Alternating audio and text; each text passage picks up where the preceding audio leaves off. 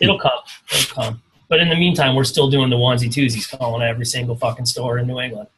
Yep. I'm going to Connecticut Monday, Tuesday, and I got, carrying a bag going into 20 dealers a day.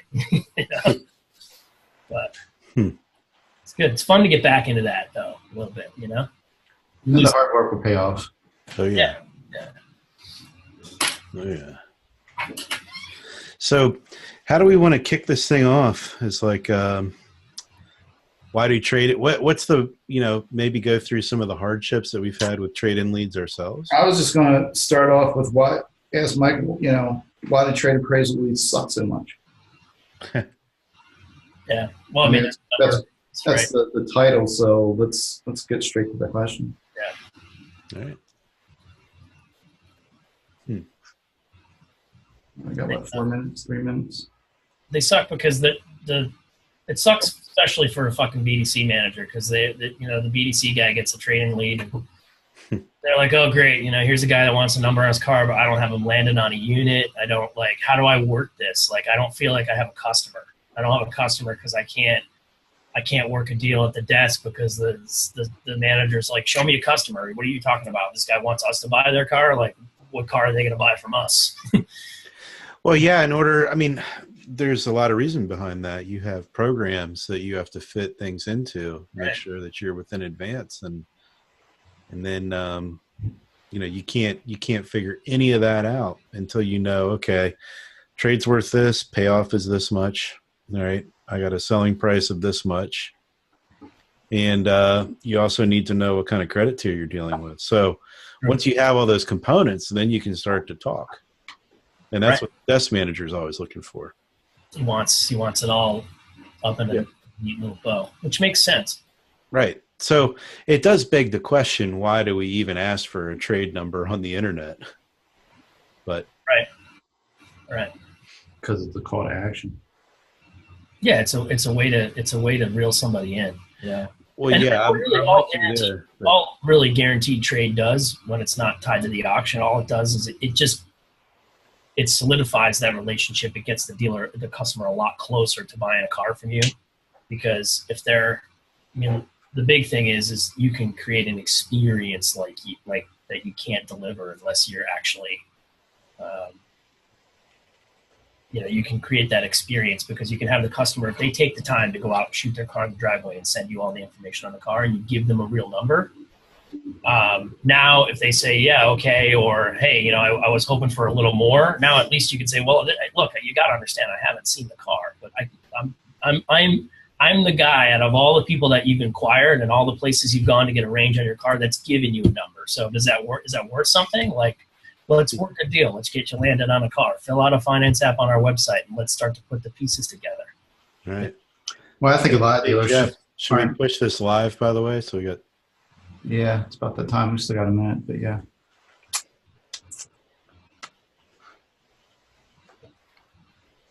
Need something behind you, Jeff. You're just in this this expansive light. You look. Well, it's better that he's there without anything behind him in the conference room than in his office, where if he closes his door, he starts going choppy as hell. Yeah. Oh, really? What did you say about the background? You just need a plant. I need something. Yeah. In my office, I have a nice picture and stuff, but it gets no good in there. Yeah, it sucks. Once you shut the door, and for whatever reason, the wires. Now, what happened? I had this all set up to go live. Ah, you fucker.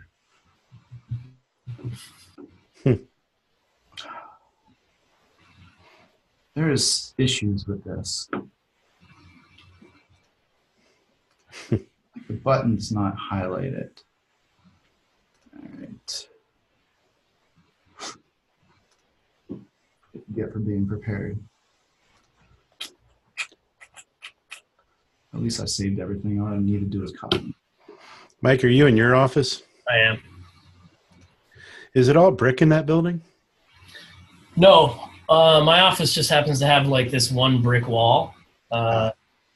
But I've got a sweet view. The falls are oh, fuck. There goes. Well, Yeah. Yeah, I've got like a really nice view overlooking the Winooski Falls, and all the offices have, on this side of the building anyway, have that view. Nice.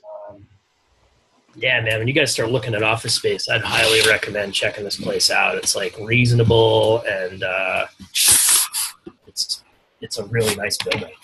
It's you know, it's like the Maltex building, but without the 5x premium price because it's in downtown Burlington. You know? Huh. Gotcha. I like the brick. Yeah, it looks good, especially with the V-dubs back there. Yeah, I got my little models and shit. I'm still like 12-year-old boy. I can't help it. 12-year-old boy. Like an 8-year-old boy, man. Yeah. Well, guys, I believe we are live on Facebook. All right. Looks like it is. Alex, good seeing you today. Hey. Even though I had to look at your ass yesterday. Yeah, and sorry I missed last week. No worries. Mike, thanks for joining us. It's been a while. You got it. Yeah, great to see you guys. So today we're going to talk about why trade leagues don't need to suck. Yeah, I mean, a lot of people think that trade leagues suck, right? I mean, especially like blind leagues where I'm one of them. Yeah, oh my goodness. I recall me and Alex having a long conversation about this, long discussion, probably 10, 12 years ago, maybe a little bit longer. I would say we've had this discussion multiple times over the last however long we've known each other. And you were so constantly against having a trade and appraisal on the website. You're like, this does more damage than what it does good. We probably end up pissing the customer off more often with these trade appraisal leads because we're never going to be able to show them what they think their car is worth. Right. So let's just not even have that as a call to action on the dealership website, and find other ways to capture them. Well, technology is finally getting to a point where I can change my tune. Well, technology has, but what about dealerships? The average dealership still struggle with how do they respond to that lead specifically. They typically treat them like any other lead. Well, I think the technology is the fault there. Again, I might be one who is a little maybe too enamored with technology. I don't know. But I believe that technology can shape process. And I've seen it, all the years of CRM and whatnot. That has absolutely shaped some store processes.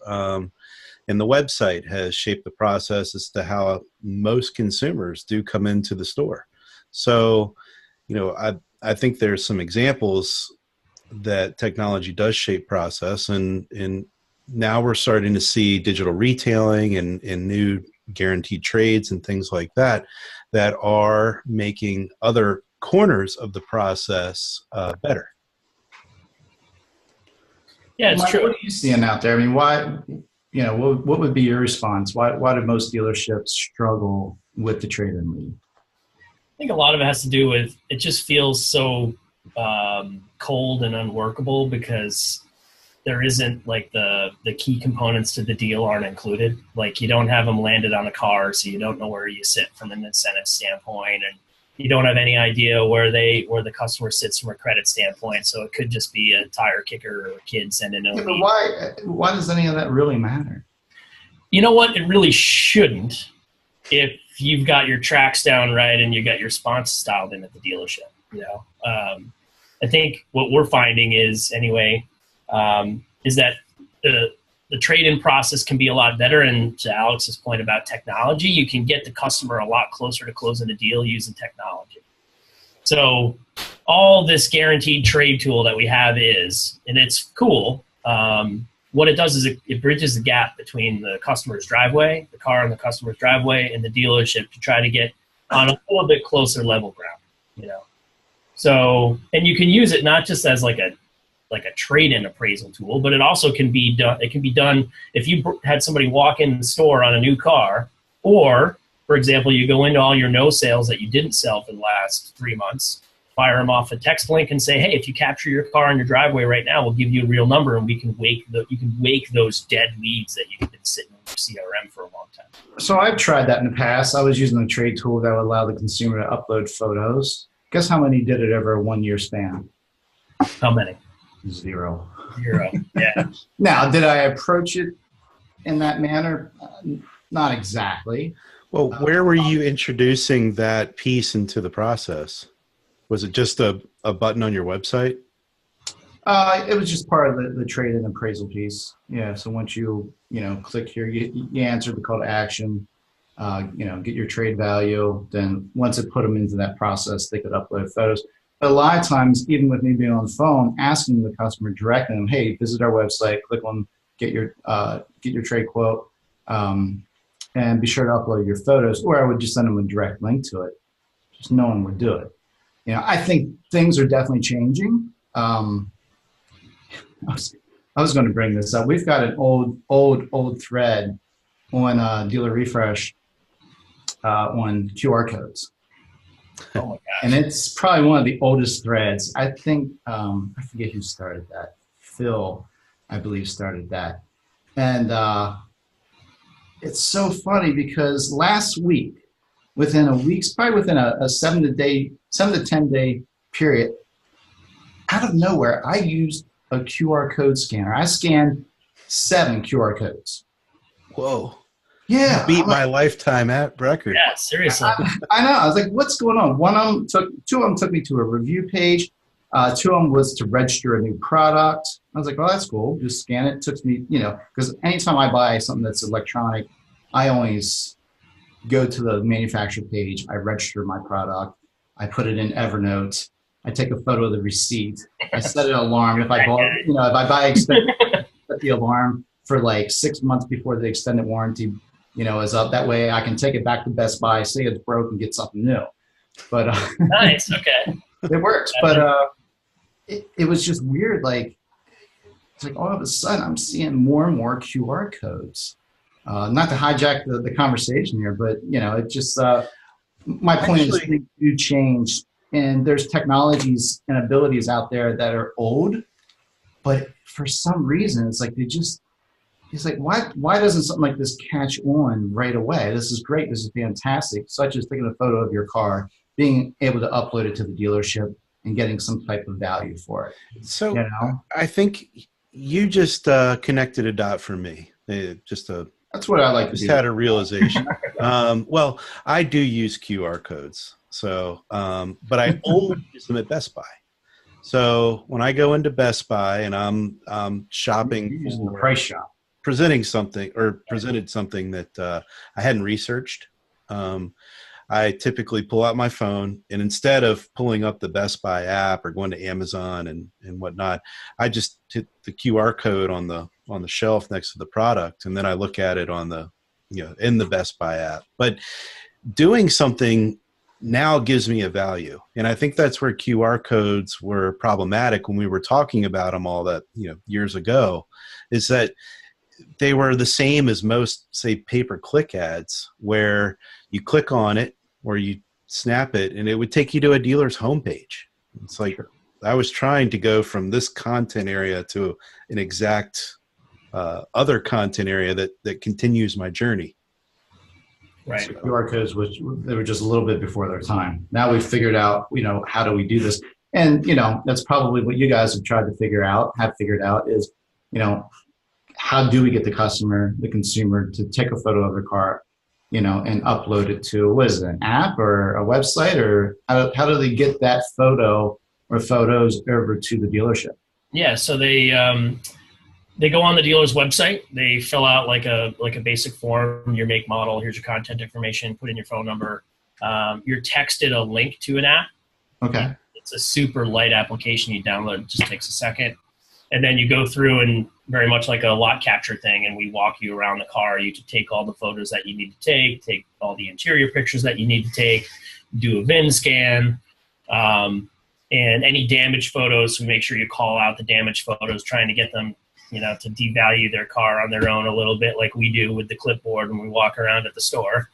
But And then that goes into whoever can put call numbers on cars at the store.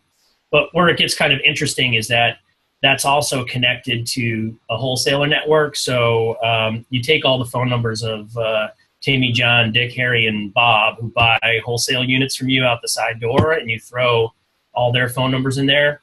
And so when that vehicle comes in, the person at the dealership, all they have to do is just hit send out to my contacts, and now they can get bids coming in from all those folks. So what makes the dealer want to get the customer to do this is not just because they feel like they can get that customer closer to the car, but they can get a way better number because they're going to get a lot more eyeballs on it when they can send it out to whoever buys cars for them in their network. Mm-hmm. And it's great for groups because, you get an off-brand car, comes in, you want to send it to the Toyota store, you're not calling them up and saying, hey, I've got a guy who's got a beige on beige Camry with blah, blah, blah. You're saying, I'm going to text you a link. Can you put a number on this car? That person opens up the link, and it has all the information they need to give a real number on the car. So, well, I think that would be welcome because I know one of the struggles on the dealership level, why trade-in leads suck so bad for the BDC manager or just, the average salesperson is the fact that who you have to go to for the ACV. Right. And typically you got to go to the used car manager, and they do not want to give out any type of value without seeing the vehicle. Right. So the first thing out of their mouth is tell them to bring it in. Well, you're not going to have an argument with the used car sales manager saying no. Who also may or may not be the most old school manager.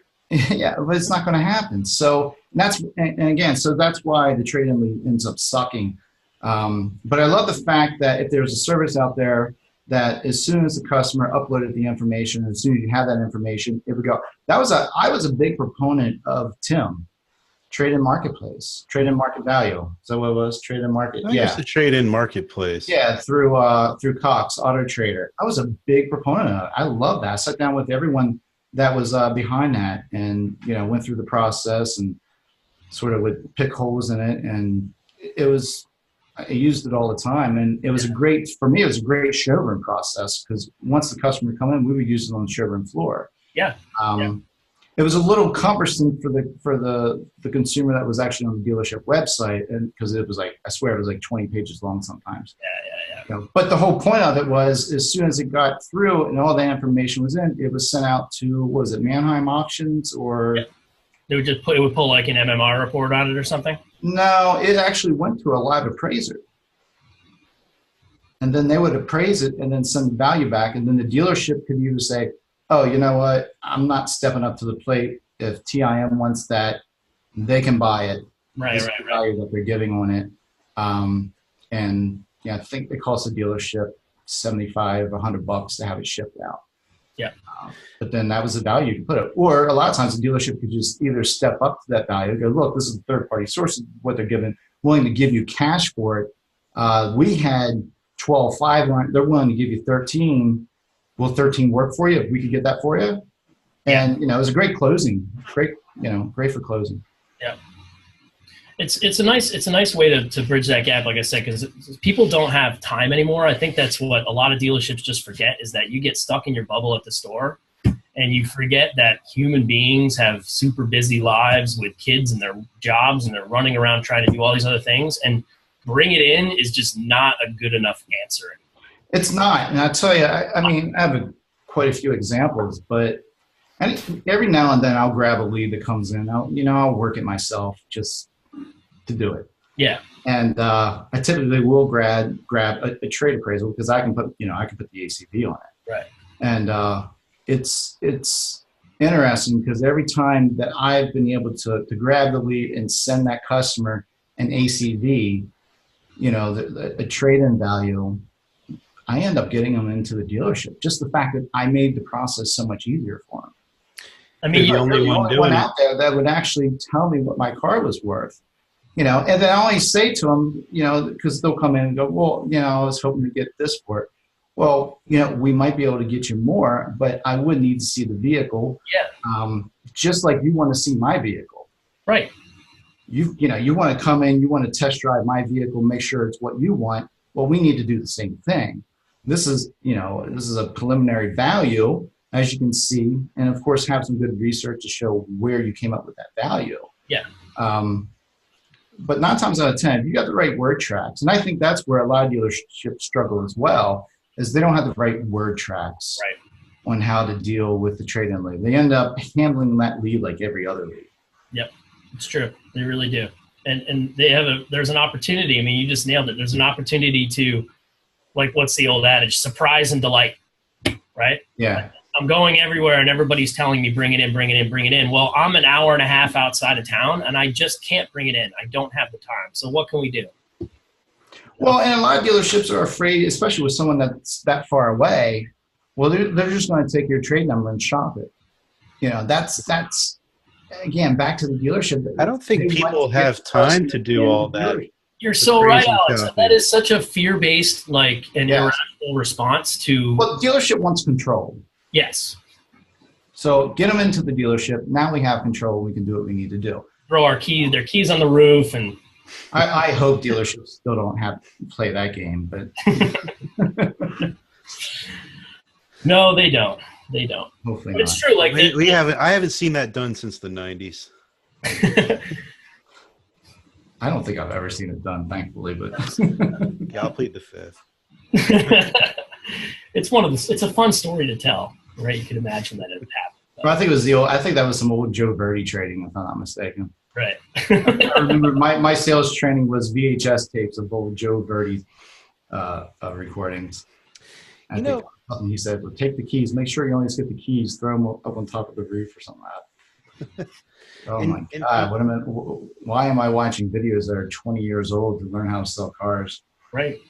Well, unfortunately, they weren't 20. They were probably only like 5 years old at the time. But again, I mean, that's why dealerships typically fear, is because they feel as if they're losing control, right? And they're so used to having control. Yeah. Well, is there another side too? So you talk about Joe Verdi training, and I think back to when I first started, and the kind of training that I received, and I wonder if dealers are still doing some of putting as much effort into their people as they might have once have, or maybe it's still the same. But when I first started, and a lot of the salespeople I started with, we would spend the first couple of days in the sales manager's office. And we were lucky to have a sales manager. Unfortunately, he's passed away. His name was Win Hunter. And Win would sit us aside and teach us about body language. Oh, yeah. So what's the customers crossing their arms, or, make sure you don't do that. If they're putting their hands in their pocket, it means this. And he teach you about this. And then when it came to trade appraisals, instead of what I've seen a lot of trainings entail, has been more like, here's a worksheet, go walk it over, and let me know how hard they hit the ceiling when you piss them off. We got trained on how to go out and walk a customer around the car and ask investigative questions as to the history with the vehicle that would help the customer lower their expectation of the number that it was going to be. So most dealerships, I tell you, they hire people and they throw them out, sink or swim. Whoever doesn't sink, they stay on the floor. I mean, whoever doesn't sink becomes a BDC agent. And now, or they're the ones with the personality that you want to get off your floor. But I wasn't taught how to do a proper walk around until it was over a year of being in the business as a salesperson. Yeah. Over a year. And finally, I think it was our actual GM of the whole group came down and actually did a walk around with us. And I was like, holy shit, no one ever taught me this. This is money. Man, I would follow that every single time. I go the same route down the street in the test drive. I get out, do the full walk around. Man, I did that. I'd sell. That would increase my chances of selling the car by at least 60, 70%. Oh, absolutely. It's unbelievable. It really is. There's too many shortcuts. So shortcut, yeah. Would you agree? I mean, maybe the used car manager views this as a shortcut for the consumer. But I guess that goes back into not having control. And that's why, after you go to used car manager, go, look, I got a trade-in lead, and by the 10th time, they're like rolling their eyes.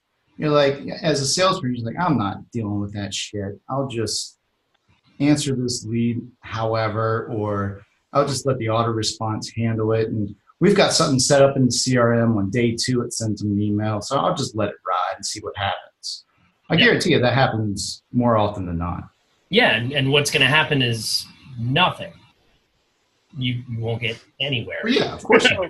And that's why they become the shittiest leads. Exactly. Yeah, because people know how to work in the dealerships. Yeah. And yeah, it's just fear. That's all it is. So let's bring this around real quick.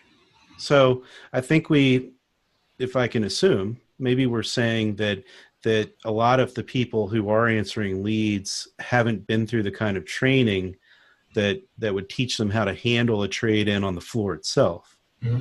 And then we send them off to answer these internet leads where, there's a lot of mystery around, what's going on with this deal. And there isn't a process for how best to respond to these people. There isn't a manager in that store who is, has got time behind the internet lead tool who, has helped to develop a process for speaking to people at certain points. I don't know, I'm kind of rambling now, but and to bring it back around, what's happened now is the technology, what you're now repping, Mike, and maybe even things I'll throw out trade pending as well, because they've done a few things too to help in this area where the technology can be the process and the technology can walk the customer through some of these things. Yeah, I mean, right? And it doesn't have to be just for internet leads. I mean, how many phone ups are coming in? Somebody has a question about a car, and then inevitably it turns to, well, I do have a trade. It's a 2010 A4. It's they always have a trade. They always have a trade. Oh, I'm going to grind you on the price of the car, and then I'm going to throw my trade at you, right? Because that's what they read on the internet they should do. Yep. So, but it's a fantastic tool to be able to say, okay, well, great. Let's go take some photos. We're going to get you a real number on that trade and continue to work that deal. And so it's not just a thing that has to sit in the BDC. It should be sitting in like this trade-in process, getting the information that you need, getting photos, getting a VIN scan so you can drop it into Via Auto if you need to bounce it against a data source or whatever. Should be a tool in every salesperson's disposal. It shouldn't just sit in the BDC office, or it shouldn't just sit on your website, True. Okay. How do we get rid of the fear? It's funny because I was just on LinkedIn and I saw, a nice guy who runs a BDC, and they put up a video that said why I hate giving numbers on customer trades, And really? There was a huge thread of comments below it, about if you're bold and you give numbers, you're going to win more deals. You're going to lose some deals. Yes, there are some customers that are going to shop. Dealerships only focus on what they've lost versus what they've won. Absolutely. You're so right about that, right? Yeah. It is. We lost that deal. It's like, why are you worried about one or two? Like, they always focus on the negative. It's true. The funny part is, and I don't know if this is a dead accurate rule or not, but my old boss at Checkered Flags, and used to be Lively, he used to say it was the 2% rule. Only 2% of your customers are really out to be deceitful and to take your trade number to the competition and get a lower one. I don't know if it's 2%, but it's definitely a very low percentage. It really is, because if you think about it, like we all just want an experience that is. We don't have time for that shit. Excuse me. Can I say that? You can say whatever the fuck you want. Dude. Have you watched Refresh Friday with Alex? Are you guys FCC regulated? Did I just get beeped? No. I'm always throwing a bar of soap in his mouth. This is the car business, man. Oh my God, my mom actually did that to me. It was brutal, man. It was a dial. My mom did too. An orange. She held it in. Just jamming it in there. It was brutal, man. We did it to my oldest son the other day, and he just had like, this tastes so good. It's like, figures he would, right? I haven't heard Lavender soap you guys have laying around, you know. You got to give some more. Maybe that's what a salesperson should do to the used car manager. Whenever they don't want to give out an ACV, just pick a bar of soap and shove it in his mouth. Right. Good idea. Now we're getting somewhere, guys. Yeah.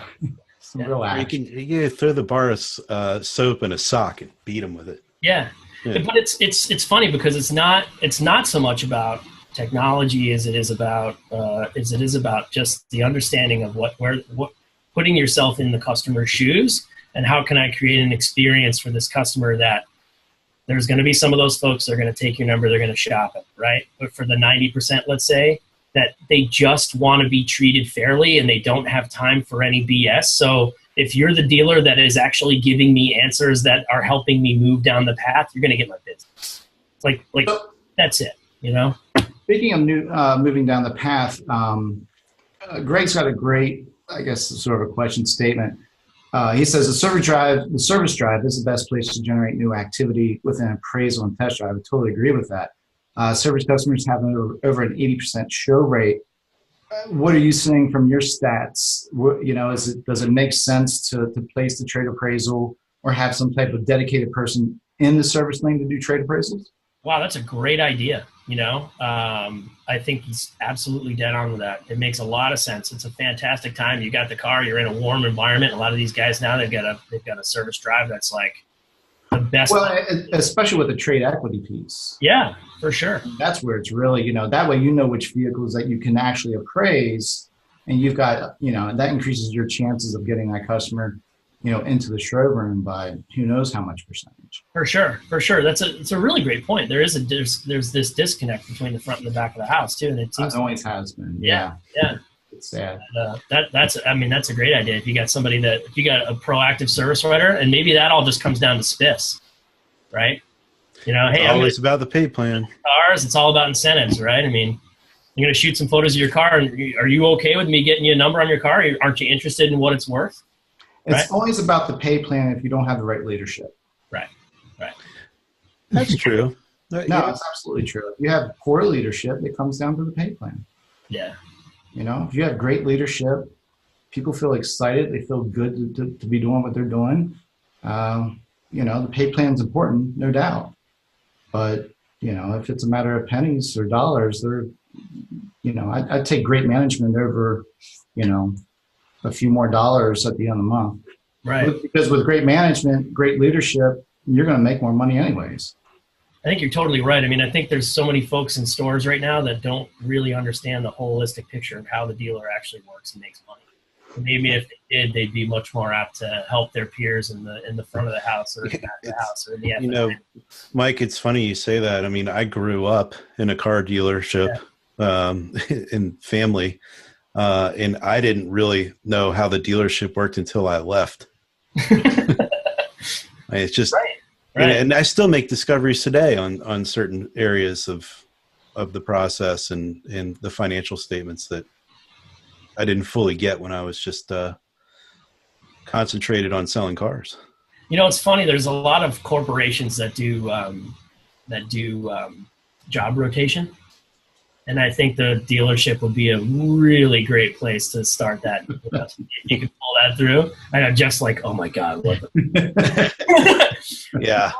I mean, that'll never happen. It'll never happen, but how that'll be Carvana. How great there is an advantage to it though. There absolutely. Could you imagine if you brought a sales? I started off in the service. I started off in the cleanup day.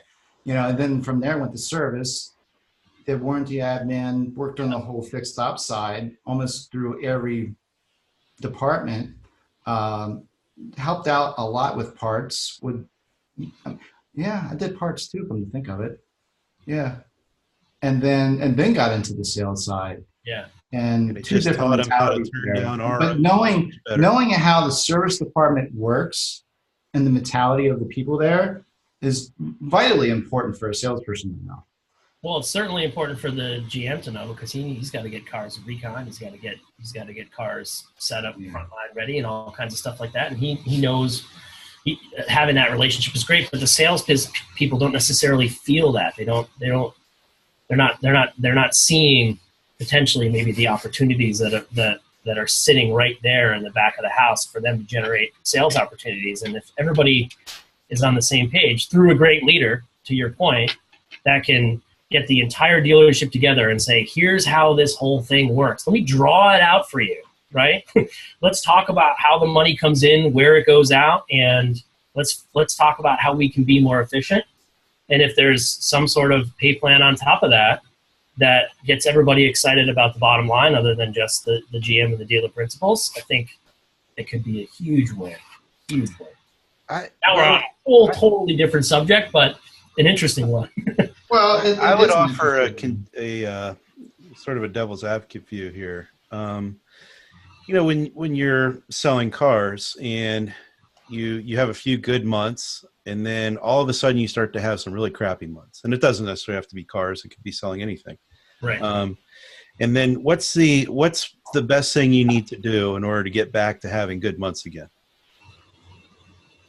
Get back to basics. Right. Okay. You got too smart. Yeah. Shortcuts. You start taking shortcuts. Exactly. Yeah. It's true. So, I don't know. There's obviously a way to handle a great deal of education, and still be successful. But I don't know. Well, we're always trying to educate dealerships. I mean, I've been on the vendor side for quite a few years, and you're constantly you're trying to educate the dealership, but the dealerships typically are so hesitant in trying a new solution. And I'm always like, why is that? Why are dealerships so hesitant in doing something new, doing something different, signing up with a new solution or service that ultimately could better their sales, could better their service? Why? I mean, I don't, and I'm guilty as well. I'll have someone come in and they'll showcase something. Damn, that's tight. I like that. I wouldn't mind signing on. But then I'm like, no, now I got to show it to the GM. Yeah. Then he's going to have to get approval. And that person's like, And they got a 50-page contract. Yeah. Yeah, there you go. Yeah, that's the killer. What's the data share in this? But even before it gets to that, so many dealerships are very hesitant in trying out new products, new solutions. I mean, are you seeing that, Mike? I saw it being on the vendor side. It was difficult, and I still haven't figured out, even being on the dealership side for so long, how do you combat that? Yeah, it's tough. I don't know. I mean, we struggle with it all the time, and I think it comes down to doing trade-ins in a different way is a process change, and I think that's probably the biggest hurdle that we have to overcome. They say we can get a whole bunch of yeses. Do you think you'll get more money if your trades would handle this way within your group? Do you think you'd be able to close more deals if you were giving customers real numbers and a better experience? Yes, all yeses. But I don't know. We've been doing it this way for 20 years, and it works, and we're not used to that level of transparency with our customers. We're afraid they're going to shop us, and the excuses start coming out, and like you said, they want to focus on the negatives and bury the opportunity, almost at and so I think it's a mindset change to say, who are we really going to hurt if we try to do a better job for our customers, and if it doesn't work, then we can go back to the other way. But I think we need to at least try some of these new things, and that goes back to dealership leadership, where they're seeing the whole picture and not just how it's going to affect their individual job. Where our boy Rick, he says it's because every vendor that you talk to has the latest and greatest product, technology, et cetera. And their verbiage, and I've heard this many times myself, it's only going to cost you one car deal a month and where to pay for it. Oh my God, people still use that. Yeah. You gotta love that. Yeah. Well, one sale, you've already paid for the whole thing. That's not how dealerships look at it. No, it's not like they're in their balance sheet. They're saying, well, we sold this many cars so we can afford this many shop towels, and we sold this many cars so we can afford this many electric. We sold this one vehicle, so that one vehicle paid for that service. Right. Yeah, if only. But he's right about that, because everybody, it's funny. That's the old analogy that everybody was using. But I think to think of it again, it's easy to listen to us and sit back and say, yeah, every vendor on the planet's got something slick and I want to buy it. But that's not true. There are a handful that you'll give some time to every month, and one or a few of those will stick out as something you do want to buy. And I think that's what we're asking is like, what is it? You know, you do want to get it. What's stopping you from going the rest of the extra distance? Yeah. By the way, Jeff, are there comments coming in? Yeah, really a lot of people just making statements. Okay. He's had a lot of funny shit to say. Because I'm not seeing them for some reason. Steve just said it's, you know, dealers hesitate with contracts because a lot of times there's a rocky start, you know. Yeah. I don't, honestly, I've never hesitated because I'm afraid of a rocky start. Typically you get the best of the vendor in the beginning and it's 2 months later, you're like, what the hell happened to him? Where'd my rep go? I haven't heard from them in like 4 months. You know, you're supposed to have a monthly call. Let's be real, dealerships suck at having a time monthly call most of the time. Yeah. You know, and then they probably get frustrated and just fall off the rail and they're like, well, you know, where's my cars.com rep? Where's my, not so much cars.com, but you know, where's my rep for this service, this service, this service? And you know, it can be frustrating. So, you know, if you are a representative out there of a vendor, just because you're not getting feedback from the dealership, the fact that you're reaching out, whether it's email, phone, it plays a big part. It really does. Because I'll remember that, you know. I work with other LeadStar and they're constantly emailing me, constantly calling me. I mean, not to a point where I get frustrated, but at the same time, like, you know, probably one of the few vendors that's always reaching out to me, you know, and I might not have the time to get on the phone with them or go through the reports every month, but, you know, definitely every quarter I'm going to go through it. And so just the fact that you get that touch makes a huge difference because you do remember it. Yeah. Yeah. Well, and then if something doesn't go well, at least you know that there's going to be somebody there when you need them. Well, and that's the thing too. I mean, come on, I've got a provider within the last year. I've went through, I think I'm on my 5th representative. Yeah. Yeah. It's like, I don't even know who my current person is, to be honest with you. Right. You know, I don't have their information or email or anything, but I know it changed, but I haven't heard from them. You know, it's pretty sad, actually. It really is. Now we're on turnover. Want to talk about turnover now? And the dealer side? Yeah. Well, no, I mean, we can, because if you think about it, I mean, the reason why there's such large turnover is because that person that you hired, they don't feel confident in the job. They don't have the right tools. Mm-hmm. So can you imagine being a noob on the floor and you get a trade-in appraisal lead and you go back to the used car sales manager and he goes, oh, this is the noob. Just tell them to bring it in. I can't put a number on it until they bring the car in. I need to physically see it. Yeah. And then they go back and they sort of put together an email that says that in so many words. You know, we love your business, but you need to, my used car sales manager says you need to bring it into the dealership for us to give you, you know. And after 5, 6, 7, 10, 20 times of doing that, you're like, screw those leads. I don't want any more of those. Totally. You know, so. And then there's a customer thinking, well, wait. And then they get frustrated because other things are happening, and then they quit. They quit. Yeah. You know, because they don't have the right tools. They don't have the right leadership. Yeah. So, I mean, you know, I've only said, you know, if someone quits on you, 9 times out of 10, it's because you effed it up. Yeah. You did something wrong. You didn't give them the right tools. You know, you didn't give them the right leadership. You know, and who knows? Maybe you want to get rid of them anyway. So there's lots of people out there that you just want to get rid of. Yeah. So you were you're talking about the virtual.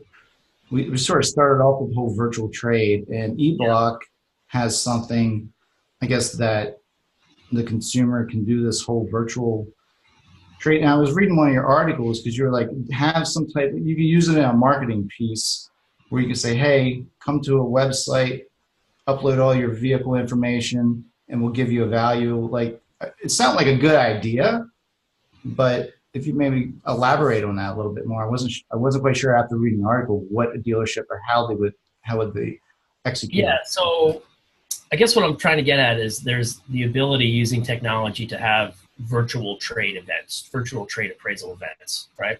Like some dealerships now will say on Saturday, bring your car down. You bring your car down. We're having a live appraisal event. We'll give you a number on your car if you bring it into the dealership, right? We'll give you a hot dog. Come on down. We'll give you a number on your car, right? That can all happen virtually, you know. So there's no reason why you can't have folks go to the website, click a link, get the app, download the pictures, and get numbers virtually. So you can have those kind of appraisal events, and they can all happen without the customers coming down to the store. And if the dealership looks at it as a really great way to get inventory potentially, then they might want to step up on the right cars. But it'd be nice to have a flood of those things come in. And like I said, it's difficult for the customers to come down to those things. I'd love to get some idea of what physical attendance numbers look like for those appraisal events, and do customers really show up in droves to have their cars appraised on site at a car dealership? I don't know, but I don't think so. No. Right? Yeah. But you're going to go and spend thousands of dollars on TV and radio ads to try to get people to show up physically at the dealership when it's really kind of the last thing they want to do on their weekend. Mm-hmm. So can't you just handle that virtually with technology? And, services like Guaranteed Trade can do that. So that's the concept of trying to build some excitement, find a way that you can get a whole bunch of your own eyes on a bunch of consumer cars that are out there in your market that you might want to acquire as inventory.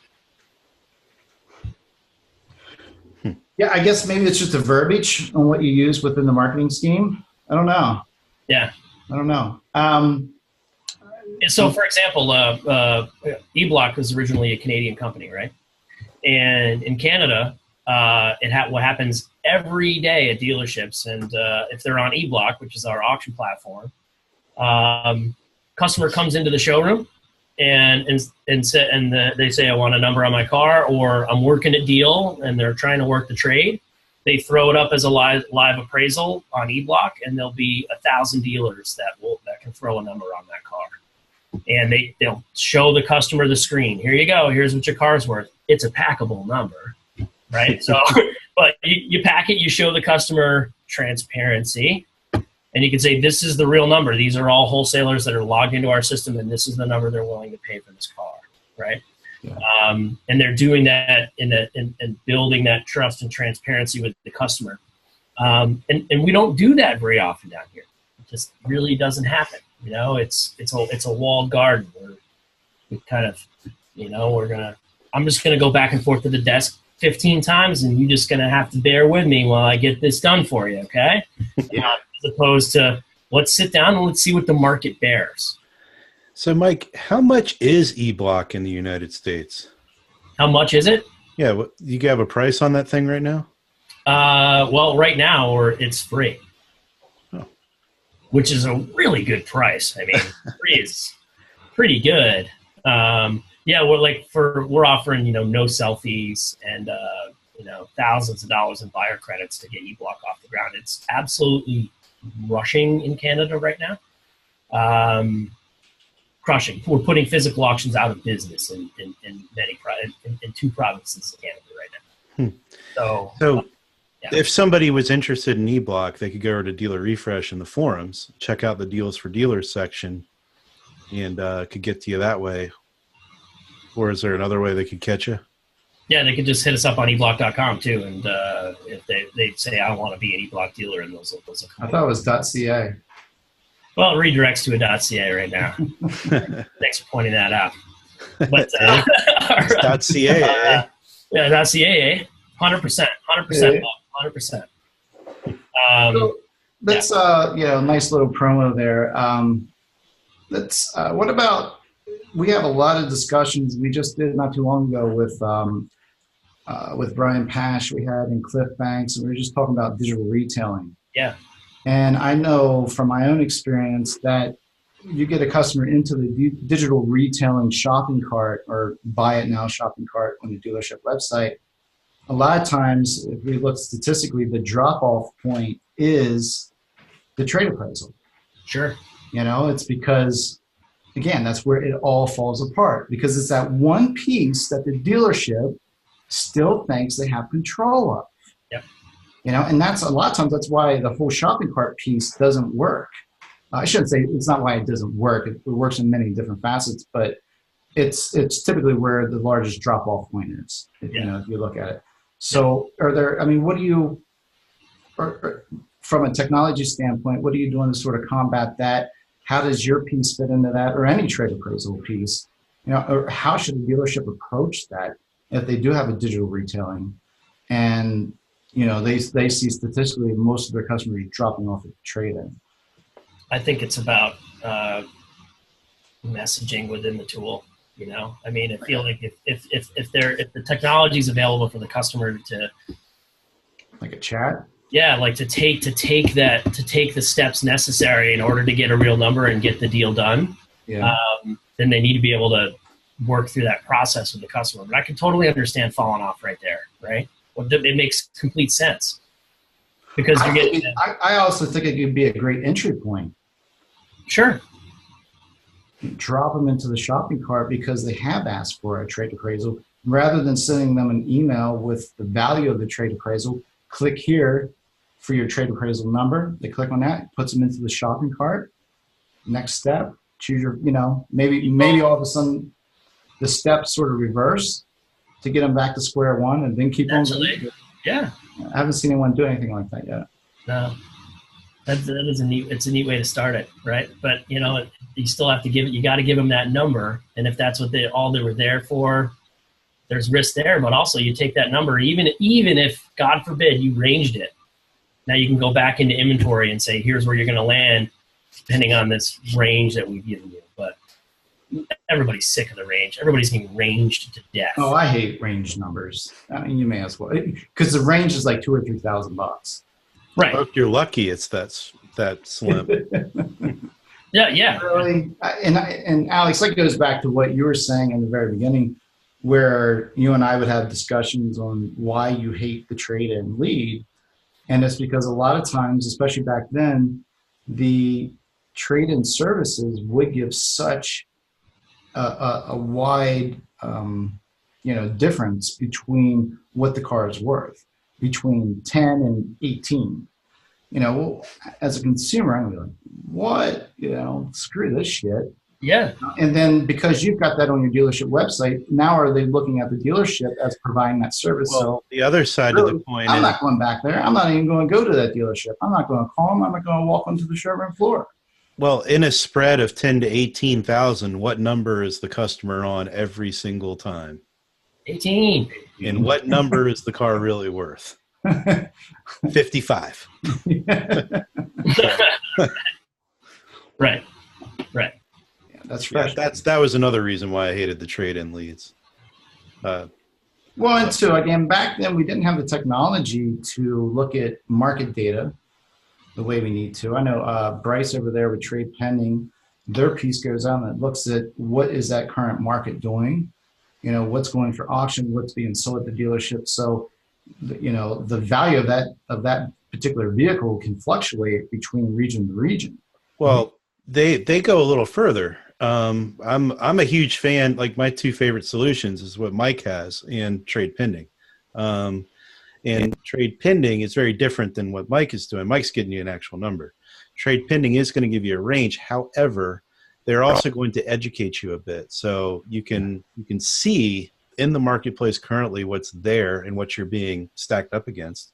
And two, it has some lines in the reporting piece that will show a customer, what kind of numbers go into it from the dealer's perspective. There's reconditioning costs. There's it even has a line in there. Yeah, pay to advertise it. My favorite one is like, we have to show the next customer a discount on your car. Oh, that's a great. Because we have to give you a discount in order to buy it. Isn't the next person going to want one too? So, I love that one. Yeah, that's a good one. Yeah. No consumer thinks about that. No, hell no. No, like, and your dog, we got to remarket your dog and send it to auction. We got to. Yeah, assuming we can't retail out of it, which people don't know that one either. No. They just think you're going to turn around and sell it for $5,000 more than you give them. Yeah. But, yeah. Good stuff. Yeah. Well, So guys, you ready to bring this to a wrap? Let me ask you this before we do, Mike. What are some takeaways? Like, if you could say to a dealership, one or two takeaways on how to work the used car manager with the trade-in lead. Like, is there some word tracks? And then what type of word tracks would you say to the consumer? And maybe we can put these on Dealer Refresh blog or in the forums.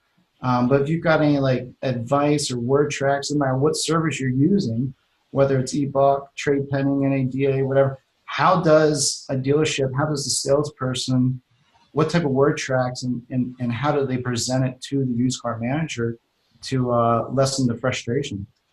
Well, I think the way that you lessen the frustration is with information. So it's no used car manager is going to give you a number on a car that's sight unseen, but how close can you get? How close can you get to having that car really here? Yeah. So if you got 30 photos of the car, you got damaged photos, you got photos if there's any kind of rust on it, you got a ton of information. It's almost a challenge to the manager to say, well, you're telling me you can't put a number on this car? Like, here it is. This isn't that what you do? You're supposed to be the expert at putting a number on a car. And I feel like it's getting as much information as possible in front of that person. And you're going to get some deals out of it and try to get them to remember it. Remember that number you gave me on that 07 Camry? That guy bought a car, and he bought a used car, and we crushed it on that guy. So I got another one here. Let's do it again, right? Try to get him over the hump that way through experience. Get him to feel the wins as opposed to I'm not doing that. I'm not doing that. I'm not doing that.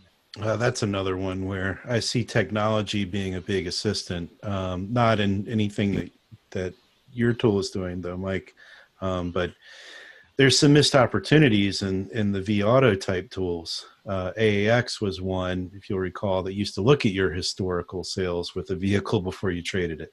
I loved AAX. I did too. I love the simplicity of vAuto. Its ease of use is fantastic. However, AAX definitely, I preferred their algorithm. Well, it took into account maybe you've got a strong salesperson or a strong sales manager that loves to sell Buicks. Yep. They know everything about the Buick. So they've got a competitive edge on selling a used Buick. vAuto or some of the other services didn't look at that. AAX was one of the few that did. What happened to AAX? I think it was acquired by eLead, wasn't it? It was acquired by DealerTrack. And then it became, I think, Inventory Plus, and then it was sold to DealerSocket. Okay, yeah. And the Inventory Plus was the hang-up on the Cox acquisition. So they had to offload that in order to meet the SEC or some sort of, it was like an anti-monopoly kind of thing. You're going deep, Alex. Deep. Yeah, sorry. Mike, before we go, what about video? I mean, we talked about uploading photos of a car. Do you have any dealerships out there that you're working with that maybe uses FaceTime or some type of video piece where the customer actually does, you get on a video, a live video with the customer and do a walk around? You got anyone being that progressive with it? We don't have it in the tool yet. We've got still images in the tool, but we're constantly getting asked, we need to have video. It's got to have video. Really? It's gotta have video. Yeah. The guys that back to your point, when you video and QR codes, right? Video and QR codes, absolutely. Yeah, no doubt. The guys that actually do take the time to capture the cars and send them in, the closing rate on those is near 80% so far in Canada. Ooh. So, they're closing. Explain that a little bit more. So what you're saying is if a salesperson engages with the consumer and does a video walk around of their trade? Not a video walk around. If they actually capture the car through Guaranteed Trade, the photos, the images, and they give them a number, okay, right? They're closing those leads at a huge, huge percentage. I believe that. Absolutely. It's no different than digital retailing. If you can get the customer to take X amount of steps with you, they've already gone down this path. Right. They don't want to start over somewhere else. No, and they're excited. They don't want a new salesperson. They don't want to go through the bullshit. No. You've taken them through step 1 through 4. You know, or maybe it's we skip 1 through 4 and we go to step 5 and 6. And, you know, you got to come back down to 1 through 4. But once they've taken a few steps of actually doing business with you, that's your hook. It's like, I mean, I know for myself, I don't want to start all over anywhere else, especially if this is the car I want. Right. And what we're finding is that most of the cars are being captured while the customer's at work. Right. I mean, it's not happening in their driveway at home. So you're going to shop for a car. When they get home, they have too much shit going on. They've got a family. They got to make dinner. They got to do all this stuff. Got to answer your internet leads. Right. Your car's right here at work. Just walk out in the parking lot, take some photos. We'll give you a number. Like that's an experience. That's doing something that nobody else is doing. Yeah. And, once you can get over the fear hump, you'll crush it. You can crush it. The fear hump. The fear hump. The fear hump. I'm making a note of that one. Fear hump. That could be taken a few years. Yeah, we're going to Dirty Town. Don't go to Dirty. Well, Mike, as always, it's fun to have you, man. Likewise, super fun to see you guys again, and you guys are really doing an awesome service for dealers. You know, we appreciate it. We hope we are. Really are. You're really helping people, and you're doing a real service. That's all I can say. Well, we appreciate it. We'll keep doing it as much as we can every Friday back here at the same time. Yeah. Yeah. Next week, we got John here next week, right? John. Yeah. Dr. Truth, Dr. Truth. Yeah. Dr. Truth. Who's going to be with John? We've got Dan Sayer. Yes. So Dan will be new to Refresh Friday. However, he's not new to video. We'll have to share his video. Oh my God, that was a crazy video he sent us. Yeah, it's up there on your level, Mike. Oh really? Oh yeah, yeah. It's some strong stuff.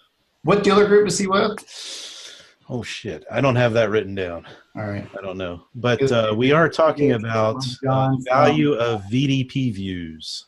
Yeah. So Dan's asking these questions, and John Berna is doing the research on some of the data. Well, Dan was in the dealership side for years. He left and went to the vendor side, and now he's back on the dealership side. I know what that's like.